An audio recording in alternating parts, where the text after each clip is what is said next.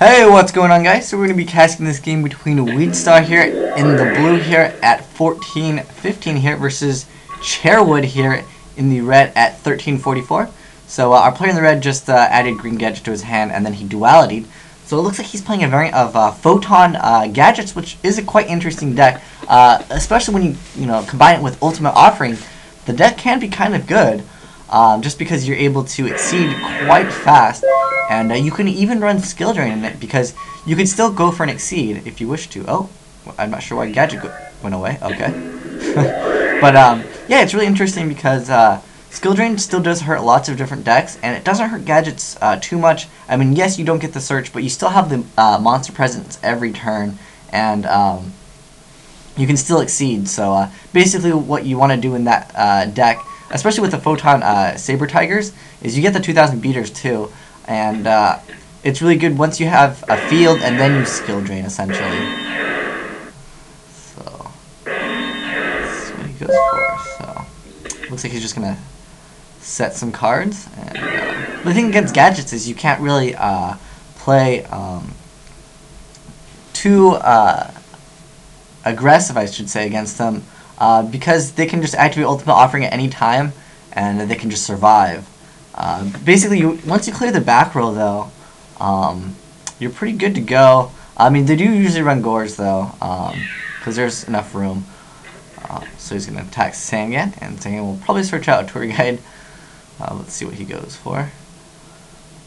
Oh, Inzektor. And the thing is, Inzektors, I mean, they can destroy the gadgets all they want, but it's not that big of a plus because the gadget's essentially already plussed once they're on the field.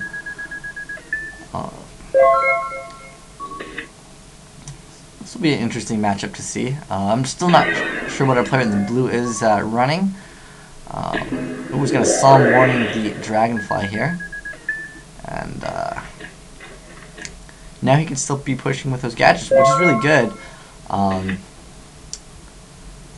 It's really tough to play against gadgets because it's tough to know when you want to, push as far as using your back row. Oh, so it looks like no. Oh, I don't know if that was the greatest play here. I think I would have opted to exceed with the gadget that's under the Fiendish Chain. I think that's overall a better option. Not that this deck really can play Zephyros.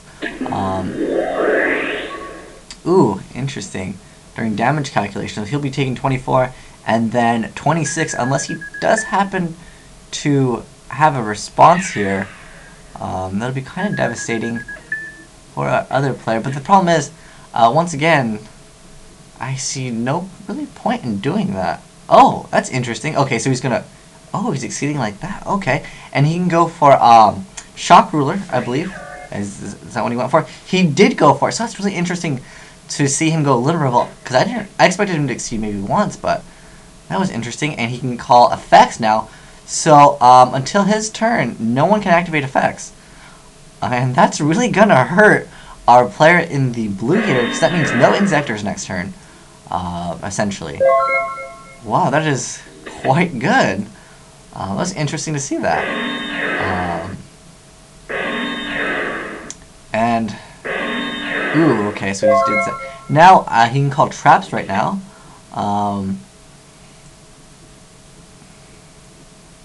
Which is really good. So he can call traps. Ooh, he's gonna activate trap does shoot. So let's see what he ends up doing. So he's targeting perhaps a gadget. Okay, he's going with a Veiler. Putting Veiler back. Which does hurt Inzektors quite a bit because then they're stuck on the field with a Dragonfly usually. So let's see what he ends up doing. Oh, he's calling traps once again, but he can chain Fiendish Chain to the effect, and therefore his effect would not be able to activate. And he's going to activate a Dark Hole. Okay. Interesting to Dark Hole that. I don't know what he was worried about. He's gonna Hornet that back row, and oh, unfortunately bottomless. And I really don't think bottomless is that viable right now. just because there's so many decks that just get under it, really. And so our player will probably make his Zen mains, I'm guessing, because he only has 1700 life.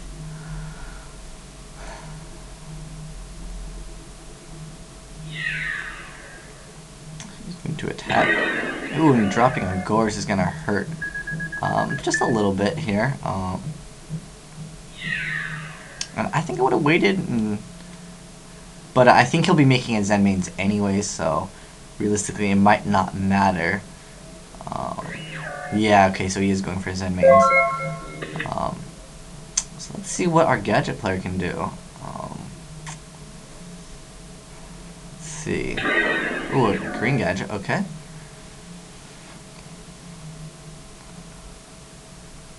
So he's going to be able to add. Let's see. So he's going to add a red gadget with that. He really needs Ultimate Offering, but yeah.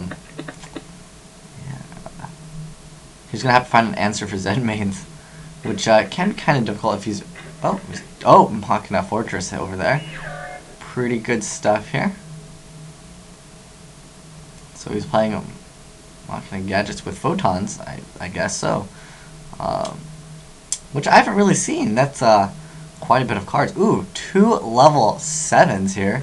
And that will be number 11 Big Eye.